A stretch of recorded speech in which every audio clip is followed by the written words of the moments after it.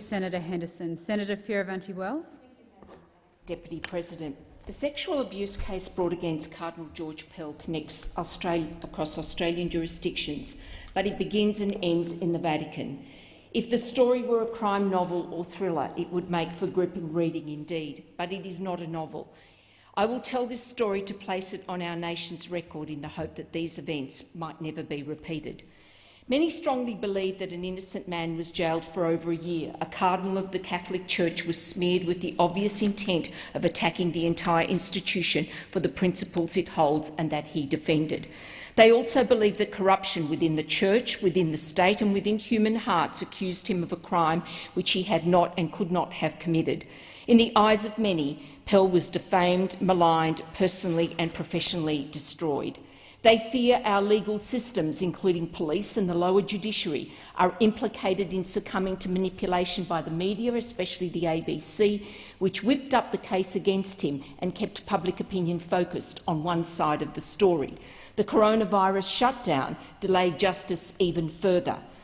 For many, this story needs to be told because the proper response to calumny is to attempt reparation, as difficult as that can be, and because the average Australian has been left with confusion as to the particulars of the case and, in general, with the sense that public and especially judicial figures are not trustworthy. In subsequent speeches, I plan to lay out the details of this affair. We need to see that separate entities led a concerted attack against religion, conservative principles and the natural law by attacking the figure of Pell and the church to which he dedicated his life. The saying goes that it is never easier to hide than in plain sight. Much of the evidence that absolved Pell, who was ultimately unanimously vindicated by the highest court in the land, was right before our eyes. But it suited our nation to sacrifice this man for their cause. Pell reflected the most biblical of figures, the scapegoat, he who carried out the dictum that it is better for one man to suffer for the multitude. The question now becomes, is it time for a collective examination of conscience? Should we as individuals, as men and women of goodwill, as a nation, now ask ourselves, how did we let this happen? For if nearly universal abandonment of the rule of law can happen to one man, it can happen to any of us.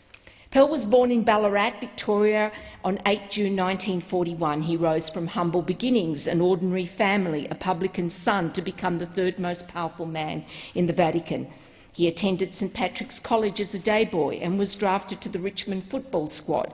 Soon after matriculation, he left his hometown to join the Catholic seminary at Werribee. Sent to Rome to complete his studies, he was ordained there in December 1966.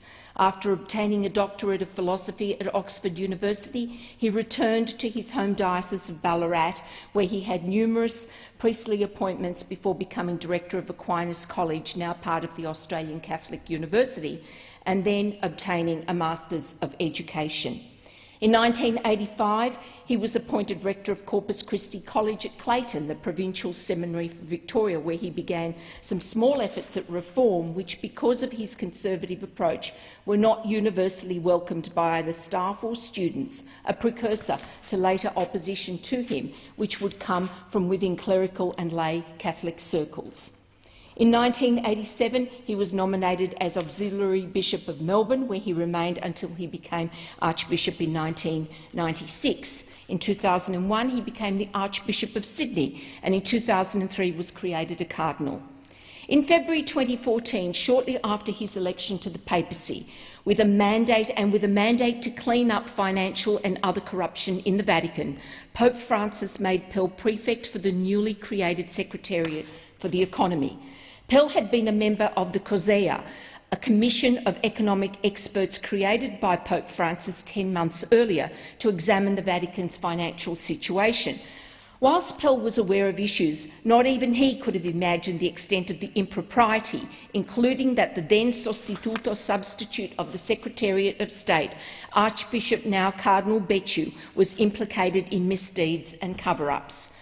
In July 2017, Pell voluntarily returned to Australia to face charges of child sex abuse. Legitimate questions about whether the charges were coincidental to Pell's mission at the Vatican are arising as evidence is emerging that payments totalling more than $2 million were made from an account held by the Vatican Secretariat of State to an Australian bank account. At least 4 payments have been reported, which the AFP have confirmed involved actionable financial intelligence. The transfer details given to the investigators include references to Cardinal Becciu. The first payment took place in February 2017, just as Victoria Police was sending its brief to the Office of Public Prosecutions. The second in May 2017, around the time of the prosecutor's response to the brief and the publication of the Milligan book. Another transfer was made in December 2017, at which time Pell was back in Australia after being charged, and the fourth payment was in June 2018, just weeks prior to his first trial commencing. It also coincided with Becciu's time at the Secretariat of State coming to an end. A few weeks ago, Becciu, the man who did everything he could to put a stop to Pell's work and who became his most determined rival, was sacked from his position amidst allegations of financial corruption, embezzlement and other crimes. Unfortunately, the true extent of this corruption is only now emerging after Pell has been fully exonerated. Last Thursday evening, there were more developments from the Vatican. It was announced that all the funds and assets of the Secretariat of State will be taken from it and transferred to another entity called the Patrimony of the Holy See. This move is relevant to Pell's case for 2 reasons. Firstly, this new structure is an implementation of reforms Pell had recommended 6 years ago, a vindication of the work he had done in the Vatican. And secondly, it underlines the connection with the Secretariat of State as the alleged source of the money transfers to Australia. Here in Australia, we must continue to investigate and follow the money trails, and our authorities must also cooperate with Vatican investigators. We need to ask the necessary questions about whether and to what extent money influenced people and agencies, and in so doing identify the ways in which due process was derailed and how transparency and accountability was not followed.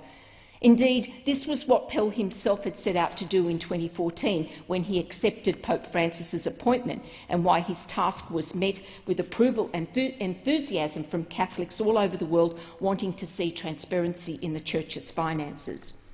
Noel Debium of the ABC noted at the time that this was the first significant appointment in the Pope's promised reform of the Vatican bureaucracy. He said, "It may yet prove a masterstroke in Pope Francis's program of church reform." The reform of the finances consisted in a plan effectively designed by Pell, in which the executive arm, the Secretariat of the Economy, of which he was the head, would report to the Council for the Economy, a board made up of international financial experts. To further its investigative capability, an Auditor General was to be appointed who would have the ability to go into any of the Vatican dicasteri or ministries to investigate adherence to established policies and possible financial malfeasance. By July 2014, the Pope himself had confirmed the new economic framework for the Holy See. For those outside the Vatican, there was very little controversy in such an approach, but within the Vatican it was regarded with resistance, to say the least. In the governance of the Vatican, which has existed for centuries, the tactics for opposing reform are to ignore or delay it in the hope that the reformer dies, the Pope dies, or interest wanes. However, Rome had not encountered an Australian cardinal who became popularly known as Il Rugbista, or the rugby player, for his forthrightness and determination. The Vatican old guard did not understand the frustration and anger of the faithful that monies donated were not being spent well, but Pell knew this and moved to remedy it. In less than 1 year, he uncovered major financial deficiencies. In December 2014, he quipped in an interview with a UK Catholic magazine that the Vatican's financial position was much healthier than originally thought, because some hundreds of millions of euros were tucked away in particular sectional accounts and did not appear on the balance sheet. In the final analysis, it amounted to over 1.6 billion euros. Pell had also discovered that loans were being made off books in a property deal in London, arranged by Becciu, then Sostituto of the Secretariat of State. That is when the pushback from the Vatican's old guard began. An inquiry into this injustice is critical. To be continued.